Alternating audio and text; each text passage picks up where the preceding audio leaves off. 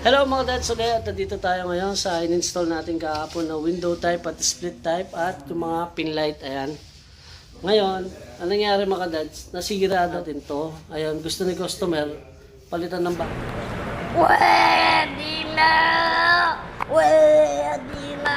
bago bayaran kasi ayaw mandar. Siyempre, nandito tayo ngayon para patunayan na hindi naman siya umaandar talaga. Hindi, para umandar. Sasaksak muna natin. Baliktad. Ayan. Then, i-on natin siya. On. Ay, patay. On. Ayaw. Ayaw mag-on. Ayaw niya mag-on. So, pag mga ganyan, ano ba ang una mong gagawin para malaman mo kung may sira talaga yung aircon mo? Ang una mong gagawin, bubunutin mo siya. Ayan, pagbunot. Then, kailangan mo ng extension. Sumaksak ka sa ibang outlet. Para ka lang nag-jumper. Then, try natin saksak. Ayun, may tunog. Pag may tunog siyang ganyan mga dads, tapos umilaw siya, ibig sabihin may power na siya. Then, push natin. Ayun. So, positive mga dads. Pag ganyan, ibig sabihin, okay yung pagkalinis natin. Siyempre, sa linis lang naman. Yung paglagay naman dito, basic lang naman mga dads. So, ano ba yung naging problema mga dads? So, doon pa lang sa ginawa natin, makikita mo na kung ano yung naging problema. Dads. So, kuha ka lang ng tester.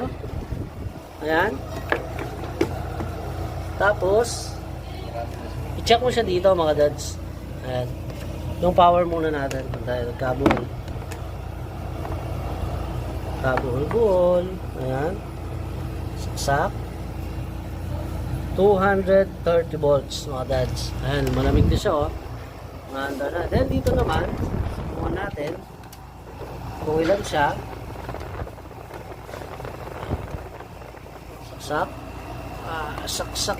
Ay, saksak. Ayan. So, saksak na. Ayan po. So, meron lang tayong 54 volts mga dads. So talagang hindi niya mapapaandar yung aircon natin pag ganyan yung voltahe. So ang gagawin mo mga dads, dahil na sarili ni aircon yan, pupunta ka sa panel. Bababa tayo. So ayan po, ayan si Parnon. Ayan po yung install natin kahapon. Dito, so diretso tayo dito sa general switch. Bubuksan lang namin siya. Tapos, update ko kayo mga dads. Ayan. Meron lang siyang isang tornilyo. Napakarami. So, tinipid talaga. Sayang ba yung tornilyo? Ayan. After na, pwesto lang tayo. Para ma-check natin yung mga, yung mga breaker. So, pwesto lang ako mga dads. Ayan, check natin. Siyempre, cameraman. So, pwede naman ang gawin natin, i-reset natin lahat. Okay naman yun. Kaso ang problema, kung may mga power supply na hindi pwede patayin, tulad ng internet, kung may nagtatrabaho, ayun, yung mga nakasalang na computer, gano'n. Ayan, dito lang tayo sa board, set natin. Ito yung main niya, medyo maluwag. Ayan. So, may tama na rin yung panel niya. Ito. Medyo nangasin na, nakahilis siya. Tapos nakita ko dito, ayan, nagpapaservice na siya mga dads. Ayan nangalawang na yung bus bar niya, nangasin na. Pero dito ang gagawin muna natin, check muna natin isa-isa. So unahin natin dito. Ayan, muna tayo dito. Ito yung main. Okay. Ito, hindi ko alam kung ano to. Ito nga ba label par? Tapos ito. Okay, lahat. Okay.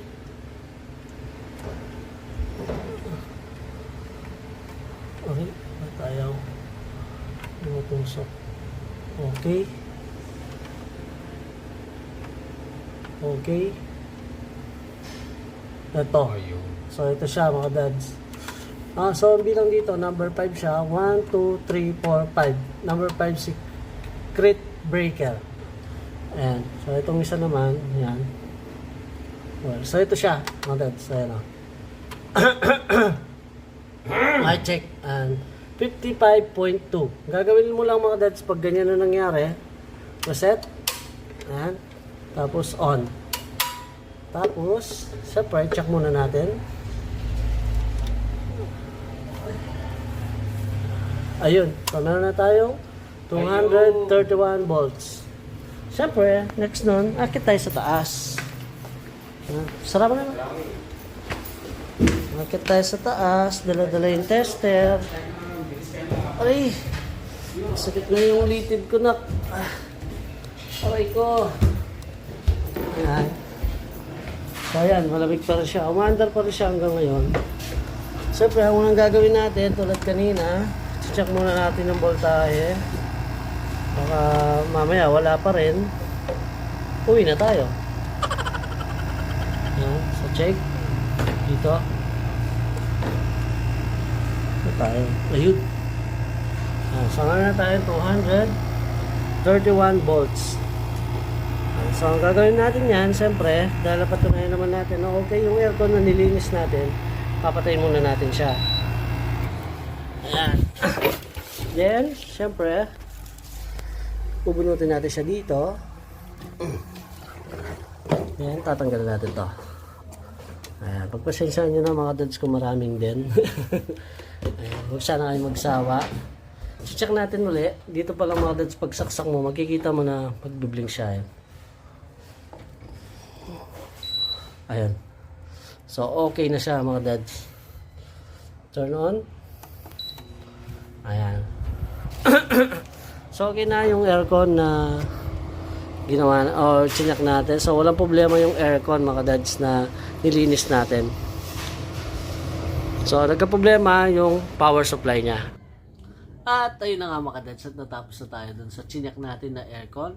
So, bago po ang lahat ay maraming salamat kay sir at kay ma'am sa pagtitiwala sa amin. So, napakabait nila. So, parang nandoon kami mga dads, parang magbarkada lang kami, nagkukwentuhan, nagkukulitan. So, maraming salamat po sir. Sana sa ulitin.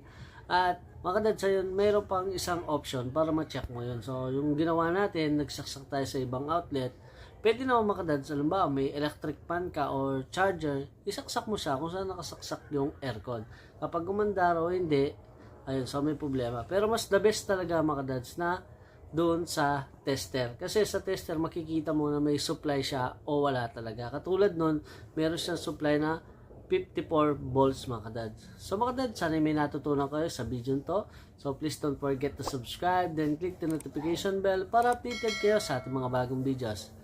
So kung nagustuhan nyo naman itong video to, please mag-iwan kayo ng like. Kasi napakalaking tulong na ito sa ating channel. So see you in my next video mga dads. Ha! God bless!